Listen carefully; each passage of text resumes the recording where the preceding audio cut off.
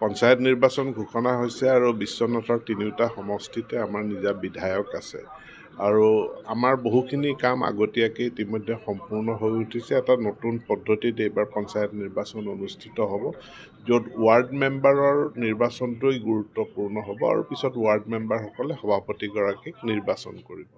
বাকী আঞ্চলিক পঞ্চায়তৰ মেম্বাৰ আৰু জিলা পৰিষদৰ মেম্বাৰ সেইখিনি দলীয়ভাৱে টিকট দিয়া হ'ব। সেইকেইটাত এটা বেলেগ ধৰণৰ প্ৰতিদ্বন্দ্বিতা হ'ব। আৰু আজি আপোনালোকে দেখিছে ৰাভা হাছং স্বায়ত্তশাসিত পৰিষদৰ ফলাফল। গতিকে অসমৰ এতিয়া যিটো পৰিৱেশ পৰিস্থিতি আছে, মই ভাবোঁ যে সকলোবিলাক পঞ্চায়ত নিৰ্বাচনতো আমি খুব ৰাভা হাছঙৰ নিচিনাই খুব সুন্দৰ ফলাফল কৰিবলৈ সক্ষম হ'ম। মিত্ৰজোঁট আপোনাৰ অগপ আছে, অগপকো চিট দিয়া হ'ব নেকি? নিশ্চিতভাৱে বিশ্বনাথত কি হ'ব একজেক্টলি মই আজিয়ে কৈ নিদিওঁ, কিন্তু আমাৰ সকলো নিৰ্দেশনা আছে, সকলো ঠাইতে আমি সকলো মিত্ৰ শক্তিক লগত লৈ আমি নিৰ্বাচনটো খেলাৰ কাৰণে চেষ্টা চলাইছোঁ। আৰু ফলাফল ভাল হ'ব, ফলাফল আমি চুইপ কৰিম ইলেকশ্যন। আৰু বিশেষকৈ যিটো ৱাৰ্ড মেম্বাৰৰ পঞ্চায়ত বুলি ক'লে গাঁও পঞ্চায়তটোৱে প্ৰধান, আৰু গাঁও পঞ্চায়ত আমি দলীয় টিকেটত নিৰ্বাচন আমি নেখেলোঁ। তাৰ মাজত কনচেনচাছ হয় সেইটো বেলেগ কথা, যদি সকলোৰে কনচেনচাছ কেণ্ডিডেট থাকে সেইটো বেলেগ কথা, কিন্তু এক ধৰণৰ এটা মুক্ত পৰিৱেশত যাতে নিৰ্বাচনটো হয় আৰু নাগৰিক সমাজেও তাত এটা খুব ভাল ভূমিকা পালন কৰিব পাৰিব। গতিকে দলীয় টিকেটত মূল পঞ্চায়তৰ নিৰ্বাচনটো অনুষ্ঠিত নহয়।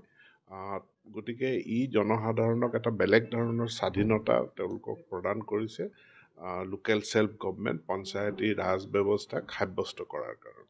উচ্চতৰ মাধ্যমিক পৰীক্ষা যিটো প্ৰথম এইটো প্ৰশ্নকাকত ফাদিল হোৱাৰ পিছত নোহোৱাৰ এটা সিদ্ধান্ত লৈছে।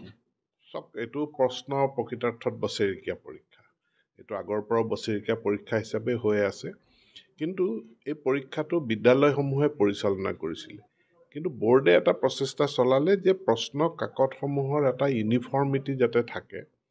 ২ নম্বৰ, দ্বাদশ শ্ৰেণীৰ ফাইনেল পৰীক্ষাৰ কাৰণে প্ৰস্তুতিমূলকভাৱে একাদশ শ্ৰেণীৰ এটা পৰীক্ষাটো যাতে হয়, আৰু তাৰ কাৰণে কুৱেশ্যন ছেটিং, কুৱেশ্যনৰ পেটাৰ্ণ এইবিলাকত এটা সামঞ্জস্যতা অনাৰ কাৰণে বোৰ্ডে প্ৰশ্নকাকত যোগান ধৰে, বিদ্যালয়ে পৰীক্ষাটো পাতে। ইয়াতে প্ৰশ্নকাকত ফাদিলৰ ঘটনাটো বিদ্যালয়ৰ ফালৰ পৰাই কেইখনমান বিদ্যালয়ৰ ফালৰ পৰাই হ'ল, আৰু এতিয়া যিহেতু পঞ্চায়ত নিৰ্বাচন আৰম্ভ হ'ল, আমি সকলো চাই মেলি দেখিছোঁ যে 15 মে'ৰ আগত পুনৰ পৰীক্ষা অনুষ্ঠিত কৰাটো সম্ভৱপৰ নহয়, আৰু 15 মে'ৰ পাছত যদি পৰীক্ষা অনুষ্ঠিত হয় তেতিয়াহ'লে বহুত দেৰি হৈ যাব।